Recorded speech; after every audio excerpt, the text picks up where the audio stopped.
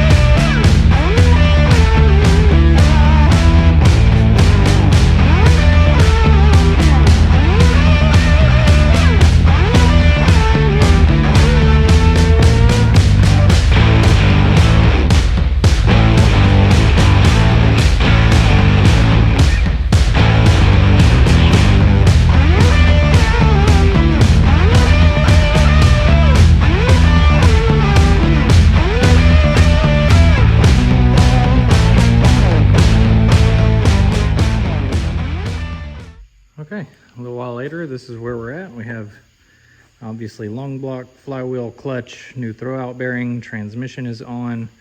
All those old janky bolts that he was using, the previous owner, are right here. So we've got them swapped out for the actual bolts that go in this thing all the way around. So we went ahead and got the water pump on the back of the engine. We've got the turbocharger, the manifold, all that on the back of the engine, and the lines hooked up in the block. So basically these blocks come already threaded for those fittings. So you just take the fittings out of your old block, screw them into the new block, and then hook up your water lines, your oil lines. What the heck is that noise? There's a demon over there. Anywho, you get all that hooked up, no issues whatsoever. This is how I'm gonna try to put it in the car. Went ahead and got the water pump, the turbo on because they're in the back of the engine bay.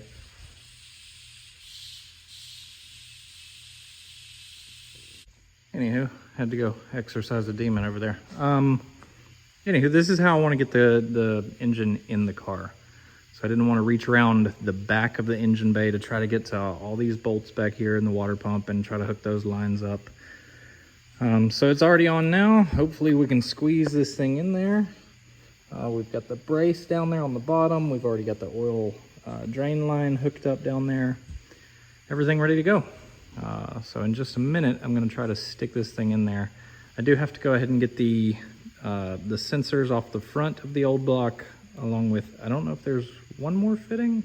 I think that might be it for the old block, but we'll go ahead and get that stuff hooked up and try to get this thing in the car.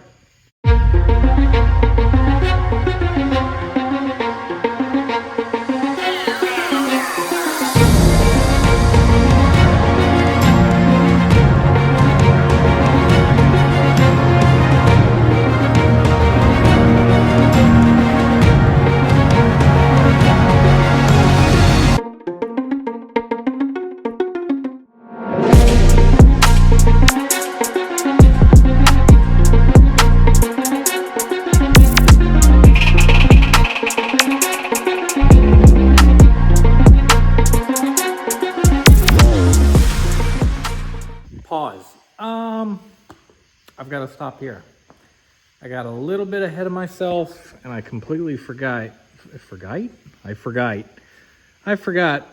this mount, this bracket here was messed up. And also that one back there was messed up. I went ahead and just set them in there just to make sure everything was fitting properly. It's all good. I just need to get that bracket back there and this bracket here. And another thing that I completely forgot when I pulled this transmission and motor out, this part of the transmission where that bolt goes in and where that bolt goes in, they're stripped out pretty bad in the transmission case. So I think what I'm going to do, order those two brackets, get some inserts to fix those threads, and that's what I'll have to do before I keep going on this thing. So this engine's going to have to come back out so I can make the repairs to those threads and go ahead and get those two brackets ordered. But yeah, I mean, it's not that bad when you're by yourself trying to wiggle this thing in. It's a little rough, especially getting to that back mount back there. But overall, not too bad. So coming right along, and I hate to say it, but we're going to have to take a break on this thing, stop tonight, and pick it up in a few days once we get those pieces, and then we can pick up the video from there. But when this thing gets back together, I mean, this is how it's going back together. It'll be an RT500 engine, factory transmission, which is good up to, 600-700 horsepower, so it's going to be fine there. It's going to be the factory turbo. I'm not going to upgrade the turbo on this thing. Kind of the goal for it is to just kind of reset it back to a factory good street car that's just a nice daily driving car with the added benefit of the RT500 short block, so you can kind of give it a little more if you need to. It does have an AGP wastegate back here on the turbo. I'm not sure what spring is in that, but when I pull this engine back out, I'll probably go ahead and take that wastegate off and just see what spring is in it. So that way when I go to tune this thing, I'm going to tune it on 93 octane. We'll see what spring we've got to start working with. We'll get a tune on it. Somewhere between 17 to 20 pounds of boost, something like that. Just a nice, fun street car. Probably, between 350 to 380 horsepower, somewhere in there. I might even take it to the dyno just for the fun of it, just to see what it makes. But after we get it good running solid car, we're gonna start moving to the suspension. Is pretty wonky on this thing. It's really, really low in the back. It was raised up pretty high in the front. These are aftermarket coilovers.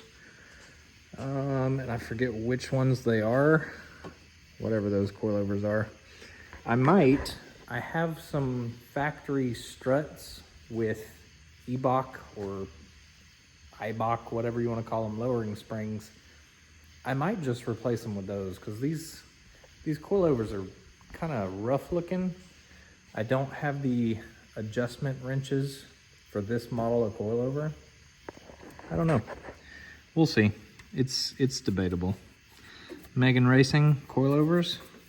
We'll see. We'll see. If I can adjust these on here, I might just do that. There is a little paint to do.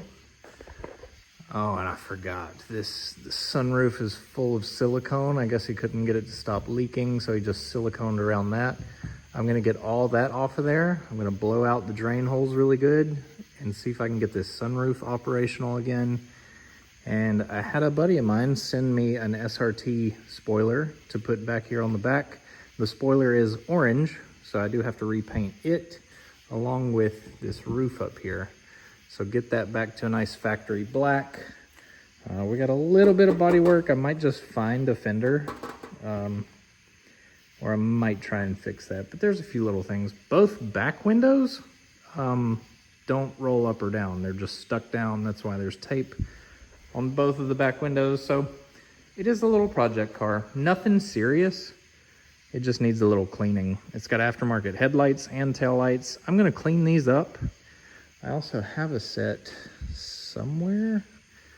Headlights right there. I've got some factory headlights I might throw in this thing, or just try to clean up these black housing headlights. And we'll check the taillights and make sure everything back there works. I do like the exhaust on this car.